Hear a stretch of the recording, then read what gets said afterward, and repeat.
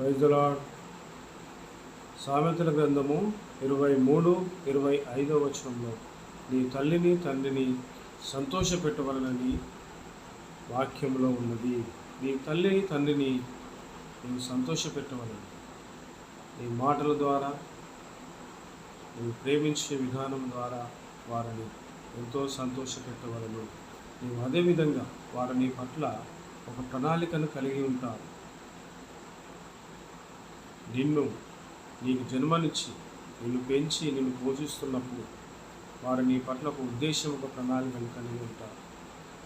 నా పిల్లలు ఒక మంచి భవిష్యత్తును కలిగి ఉండాలి, అభివృద్ధి చెందాలి, ఒక మంచి పేరును కలిగి ఉండాలి, వారు ఒక మంచి స్థానంలో ఉండాలని వారు ఆశపడుతూ ఉంటారు.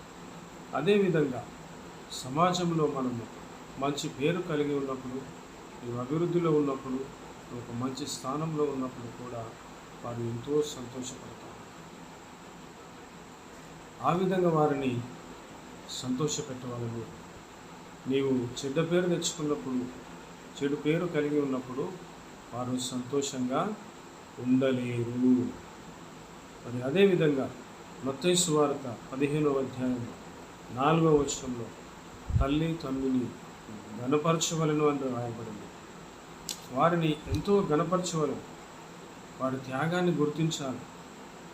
వారిని నలుగురిలో వారి యొక్క త్యాగాన్ని గుర్తించి వారి పట్ల ఎంతో ప్రేమ కలిగి ఉండాలి. వారి యొక్క కష్టాన్ని, వారు మన కోసం చేసినటువంటి త్యాగాలను గుర్తిస్తూ వాటి విలువను ఆ నలుగురిలో మాట్లాడుతూ వారి పట్ల మంచి ప్రేమను కలిగి ఉండి వారిని గుర్తించి వారిని ఎంతో ఘనపరచవలను. ప్రతి విషయంలోనూ వారి యొక్క త్యాగం వలనే నేను అభివృద్ధి చెందాను, వారి త్యాగం వల్ల నేను ఈ విధంగా ఉన్నాను, ఒక మంచి భవిష్యత్తు కలిగి ఉన్నాను అని వారి యొక్క కష్టాన్ని మనము గుర్తించినప్పుడు వారిని ఘనపరిచిన వారముగా, గౌరవించే వారముగా ఉంటామని మరి యొక్క వాక్యంలో ఉన్నది. అదేవిధంగా మార్కు సువార్త 7:10లో కూడా తల్లి తండ్రిని ఘనపరచాలి, అన్ని విషయంలో ఘనపరచాలి. అదేవిధంగా మార్కు సువార్త 10:19 వచనం తల్లి తండ్రిని సన్మానించుము, వారిని అన్ని విషయాల్లో సన్మానించాలి, వారిని దూషించకూడదు, అవమానపరచకూడదు. నీ వల్ల నాకు ఏ మేలు దొరికింది అని వారిని దూషణ మాటలతో బాధించకూడదు, వారిని సన్మానించాలి. వారి పట్ల ఎంతో ప్రేమ కలిగి ఉండాలి. వారిని నలుగురిలో, 10 మందిలో, సమాజంలో వారిని ఎంతో గౌరవంగా మాట్లాడాలి. వారిని ఘనపరిచే విధంగా, సన్మానించే విధంగా ప్రతి విషయంలో వారిని గుర్తించాలి.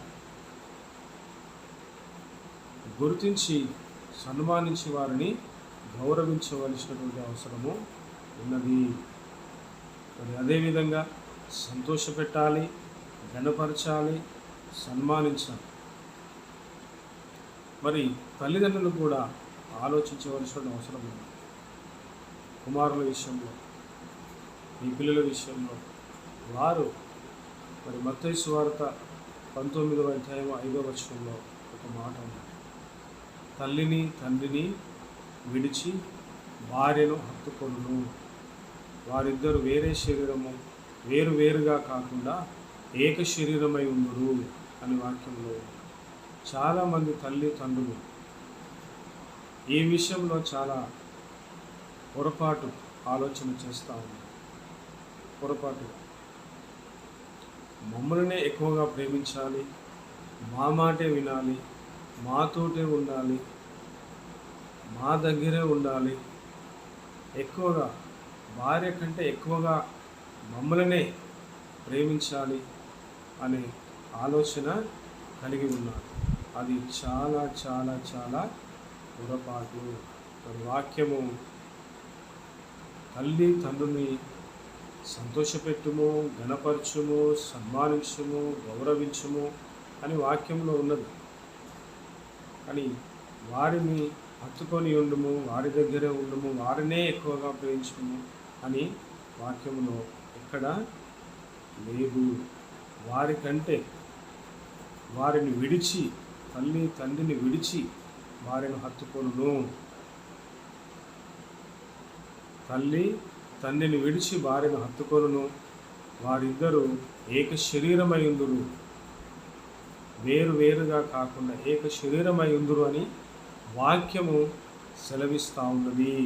మత్తయి సువార్త 19వ అధ్యాయము 5వ వచనము.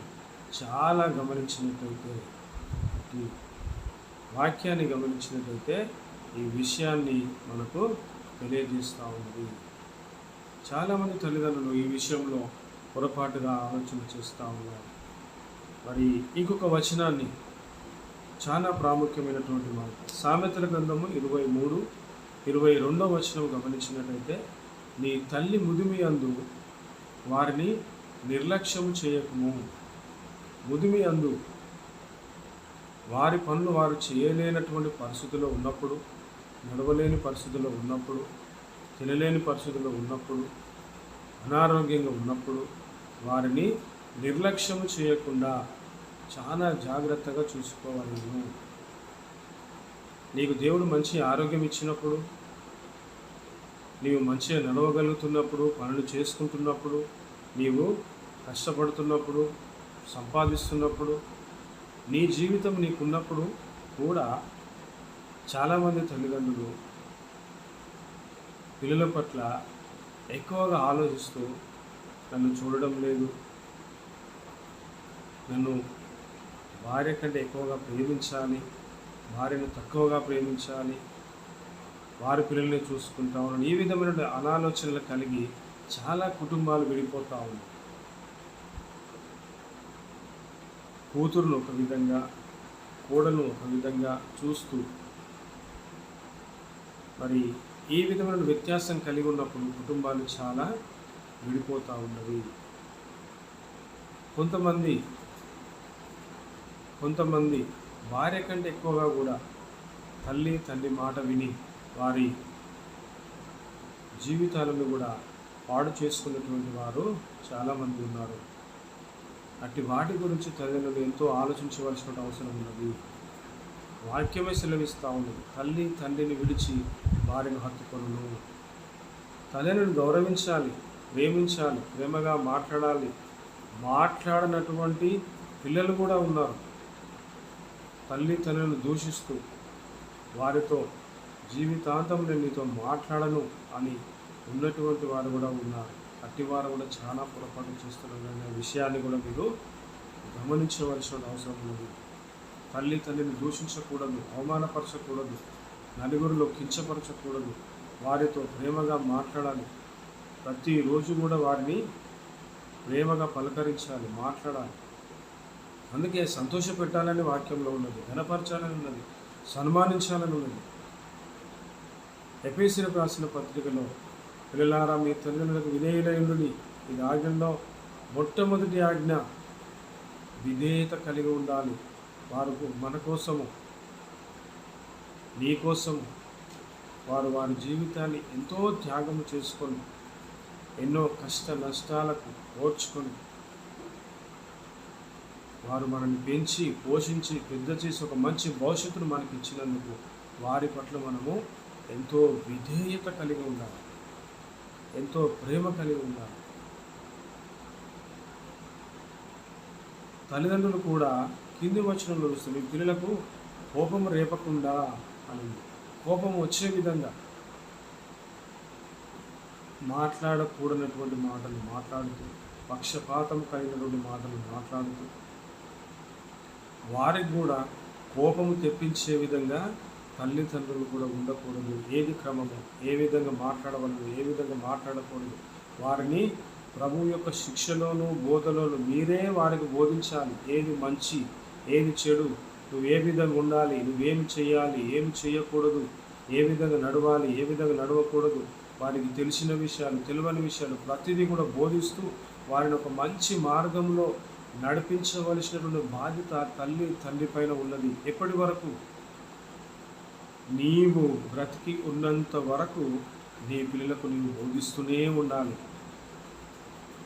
వారి పట్ల శ్రద్ధ కలిగి ఉండాలి, వారికి కోపం తెప్పించకుండా ఉండాలి, వారిని ప్రభు యొక్క శిక్షలోను ప్రతి విషయంలో హెచ్చరిస్తూ బోధిస్తూ వారి కోసం ప్రార్థన చేస్తూ వారిని ఒక మంచి మార్గంలో నడిపించే విధంగా తల్లిదండ్రులు ఉండాలని వాక్యం సెలవిస్తూ ఉన్నది. చాలామంది ఆలోచన చేసుకోవాల్సిన అవసరం ఉన్నది. తల్లి తండ్రిని ప్రేమించాలి, భార్యని కూడా ప్రేమించాలి, కుటుంబాన్ని పిల్లలను కూడా చాలా ప్రేమించాలి. తల్లి తండ్రి కంటే ఎక్కువగా భార్య పిల్లలను ప్రేమించాలి. తల్లిదండ్రుల పట్ల గౌరవం కలిగి ఉండాలి. వారి ముదిమి అందు వారిని నిర్లక్ష్యం చేయదు. ముదిమి అనగా వారి పరిస్థితి, వారు ముసలితనం అందు వారి పరిస్థితి ఇబ్బందికరమైన పరిస్థితుల్లో ఉన్నప్పుడు వారిని నిర్లక్ష్యం చేయకుండా వారిని ఎంతో జాగ్రత్తగా చూసుకోవలసినటువంటి అవసరం ఉన్నది. ఇటు వాక్యాన్ని గమనించి మీ హృదయమందు భద్రపరచుకొని మీరు మీ విషయంలో ఏమైనా లోపాలుంటే సరిచేసుకుంటారని ప్రభువు పేరిట మనవి చేసుకుంటూ దేవుడికి వాక్యం దీవించి మన వినికిడిలో ఫలింపచేయునుగాక. ఆమెన్. Praise the lord.